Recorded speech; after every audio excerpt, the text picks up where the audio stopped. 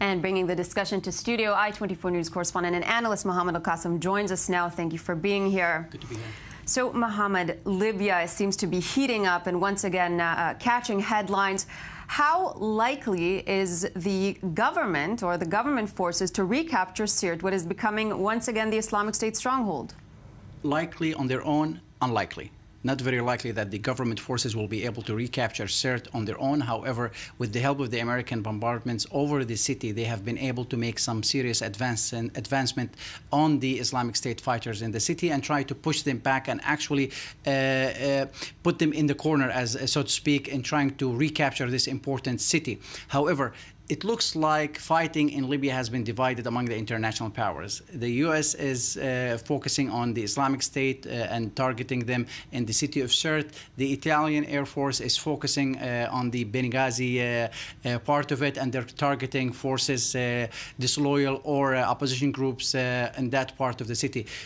The Western powers are very concerned that Libya may fall in chaos, more chaos than it's already in, and probably fall again in the hands of the Islamic State. And they're trying to prevent and block any influence and expansion or spread of the Islamic State fighters and other terrorist groups in Libya. This is chaos is where they bred, and the environment that they love to go to all the time. So what we're seeing is that more and more involvement from the U.S. as well as its allies in the West in Libya, in hope that they will able to block the spread of the Islamic State fighters and other opposition groups there. But other than being against the Islamic State, who is the U.S. actively supporting within Libya? Libya now has two governments. They have the UN-backed government with its Prime Minister Faiz Sarraj, but also there is a parliament, on the other hand, with the head of it, Oqaila Saleh, who says that we have not given the current UN-backed government the vote of confidence to actually perform as a real government, and that's why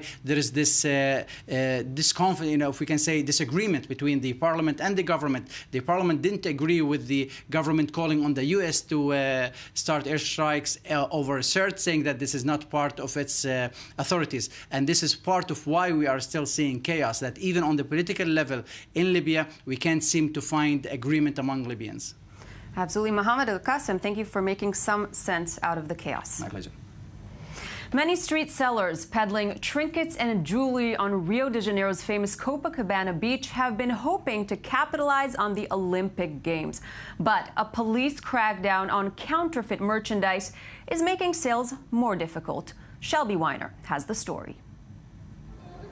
More than 500,000 tourists are expected in Rio for this year's Olympic Games. And Brazil's tourism industry has been anticipating the arrival of internationals and their wallets. In the midst of an economic crisis, the travel industry is in dire need of the sales boost that comes along with the sporting event. But it's not just hotels, restaurants, and touring companies that are banking on the Olympics. Rio's street peddlers are also hoping the Games will bring them good fortune. Still, as the Games kicked off on Friday, not everyone's profits were up. It's not great. No one is buying anything. I haven't sold anything recently, but I hope that will change. The police made all the street sellers from the favelas go away. Our sales stopped, but it's okay. Our expectations are high. There are a lot of tourists. Brazilian police have been cracking down on the street sellers that typically line Rio de Janeiro's famous Copacabana beach.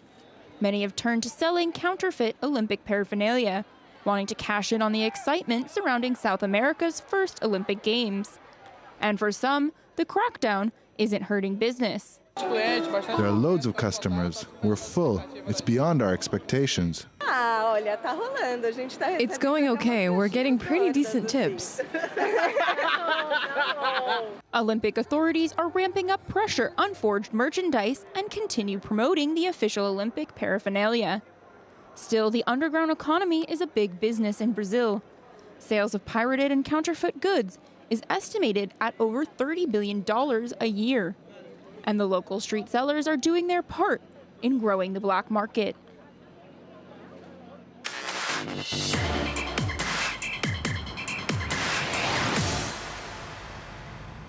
And Jonathan Regev, host of i24 News Sports Show, joins me now in the studio to discuss day 2 of the Rio Olympics. Jonathan, a big surprise in the Olympic tennis courts. Yes, everybody expected Novak Djokovic to at least go to the final. He's the big favorite, world number one, has won. Yes, he did lose Wimbledon a short time ago, but he won everything else. Other than that, the best player in the world. He's out as early as the first round, and it's a surprising loss. But we should say to his defense, he had a very difficult draw. He faced Argentina's Juan Martín del Potro. On paper, a very easy draw, as Del Potro is ranked 145th in the world. That is because Del Potro has been injured in the past 2 years. He did not play a lot. That's why he went down in the rankings. He's a very good player, former US Open, a top 10 player. So it's not a major surprise to see Del Potro beat Djokovic, which he did, 7-6, 7-6. There were some tears on the court as well. There were, because Djokovic has won everything. He even won the French Open this year, which he waited for so long. One thing which he doesn't have is an Olympic gold. He won the bronze back in Beijing 8 years ago. He lost to the same Del Potro in the bronze medal game in London 4 years ago. And this is not something you can win every year. If he wants another chance at the Olympic gold, he will have to wait 4 more years.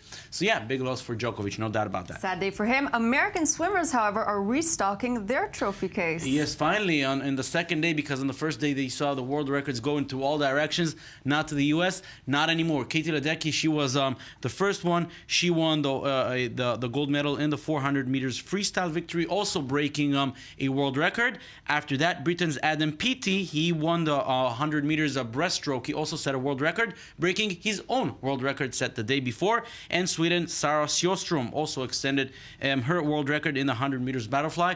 All that was basically a premiere to Michael Phelps, winning his 19th gold medal in the 4x100. And we should listen to what some of the winners had to say. Yes, let's listen to some of the gold medalists, to world record holders. Let's see what they had to say.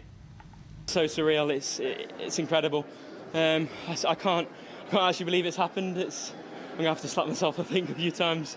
But yeah, I mean, all the hard work's actually paid off now. And it's an amazing feeling to sing your national anthem and see the flags raised. I got to go up there with the teammate, and we sang our hearts out. And let's talk football. Things aren't looking so good for the host. Yes, Brazil is right now, after 2 days, they have one medal, a silver medal. But the one they're really looking for is a gold medal in football. Brazil is a 5-time world champion. They never won a gold medal in the sport, their national sport. They really want to do it on home soil. Neymar did not play in the Copa America to be fit for the Olympics. Does not look good so far. They tied a goalless draw with Iraq last night. This following a goalless draw with South Africa in their first match. If they don't win against Denmark in their third match, they might be out as early as the first round. Brazil, they really want it after their disappointing loss in the World Cup 2 years ago in the semifinals to Germany. They need this. A bit risky. Beginning for them. And what else do you have for us today? Another painful beginning, we should say, for the Israeli delegation. Things have not been looking so good in the first 2 days, especially in the judo. Judo is one of 2 sports where Israel excels. 3 of the 7 Olympic medals so far came from judo. But so far, 3 Israeli judokas lose in their first fight. And one of them, Golan Polak, he's a bronze medalist from the World Championship. So there were a lot of expectations. He lost in the first round to an anonymous fighter from Zambia, if I remember correctly. 2 more fighters also lost. Things not looking good so far. They did not look very good for gymnast Alex Shotilov either, who lost in his first round. Hopefully things will look better for the Israeli delegation. 4 years, as you said. Jonathan Regev, thank you very much for weighing in. We're going to take a 4-minute break. When we come back, we'll be talking about more global headlines, including the race for the White House. Stay with us.